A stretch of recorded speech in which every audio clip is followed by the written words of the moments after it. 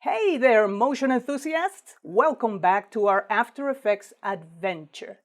Today, we're diving into a fascinating topic that will add a whole new dimension to your animations. In this tutorial, we'll be exploring the power of masks for position keyframes in After Effects. By harnessing the flexibility and the precision of masks, you'll be able to create mesmerizing motion effects, seamlessly blend elements, and take your animations to the very next level. So let's roll up our sleeves, fire up After Effects, and unlock the secrets of using masks for position keyframes.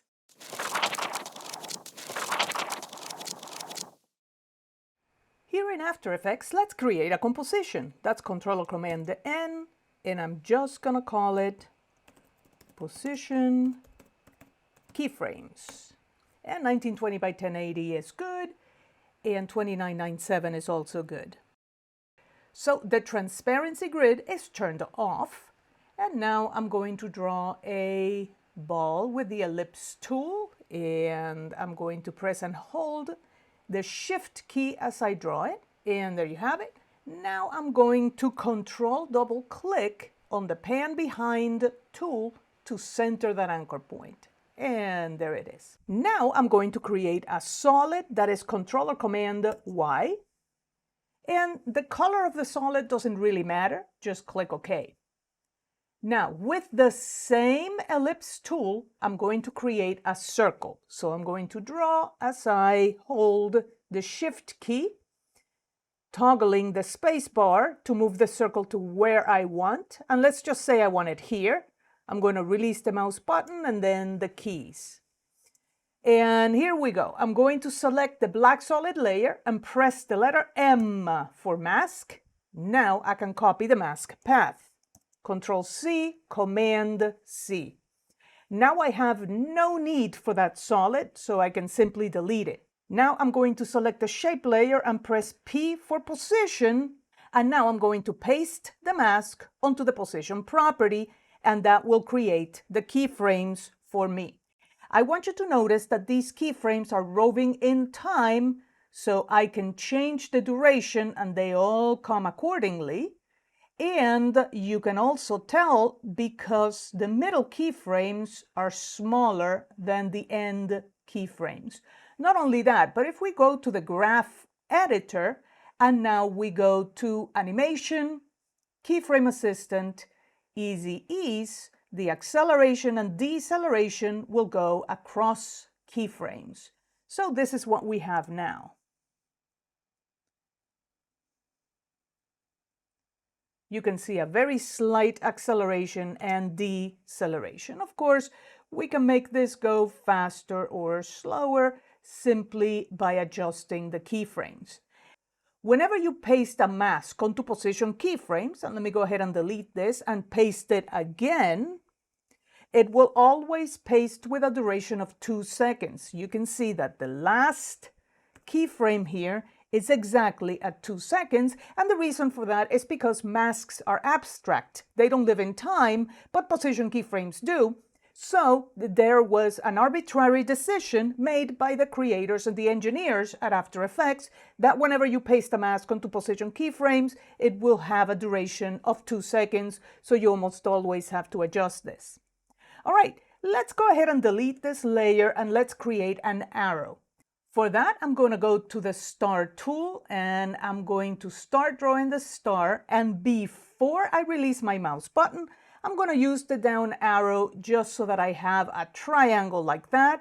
I'm going to position that triangle here right above the anchor point, and I do that by pressing and holding the space bar as I move the shape. Now, with that shape layer selected, I'm going to go to my rectangle tool, and now I'm going to draw the rectangle, which will be the body of the arrow, and I can move it by pressing and holding the space bar as well. And that's good enough. And now I have an arrow. Now I'm going to create a solid that is Control or Command Y, and the color of the solid doesn't really matter. I'm going to grab the pen tool and I'm going to click here, click and drag down here, click and drag down here, and now click and drag to the right here so that I get this backwards S. And now M for mask. I'm going to copy the mask path, Control or Command C, and now I can delete the solid. I'll select the shape layer, press P for position. I'm going to move this playhead to the beginning, and now I'm going to paste. And of course, I get my keyframes. Now I'm going to make this a little bit longer, and the animation is happening. But this is not at all what I want. So we are going to auto-orient this arrow. Select the layer, and now go to Layer, Transform, Auto-Orient, and now you can select Orient Along Path. Click OK, and now the animation looks very differently. Now we're going to go to the first keyframe, and we're going to press R for rotation, and we're going to adjust the rotation so that the arrow points to where we need it to point, which is along the path. And now you see what the auto-orient is doing. If you want to adjust a little bit further how the auto-orient is working, you can adjust the keyframes with the Move tool, the selection tool.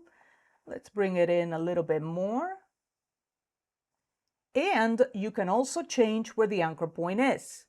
To do that, select the layer and press the letter A and simply scrub the values. For example, if I put the anchor point here at the end of the arrow, and now I adjust the rotation to about yay, we're going to get very different rotations. See how the arrow is just kind of like swinging? Look what happens when we change the anchor point to the tip of the arrow. And I'm simply scrubbing the anchor point number. Look what happens now. Now the back of the arrow is going to look like it's swinging. So it's up to you how you want to do this auto-orient, but isn't it fantastic that we can use masks as position keyframes? And that's a wrap, folks. We have explored the incredible possibilities of using masks for position keyframes in After Effects. By leveraging the precise control of masks, you can breathe life into your animations, bring objects to the forefront, or seamlessly merge elements together. The sky is the limit when it comes to creative possibilities. I hope you enjoyed this tutorial and are inspired to experiment with masks in your own projects. Don't forget to give this video a thumbs up if you found it helpful. Subscribe to my channel for more After Effects tips and tricks, and share your amazing creations with us. Thanks for joining me today, and until next time, keep on pushing the boundaries of motion graphics.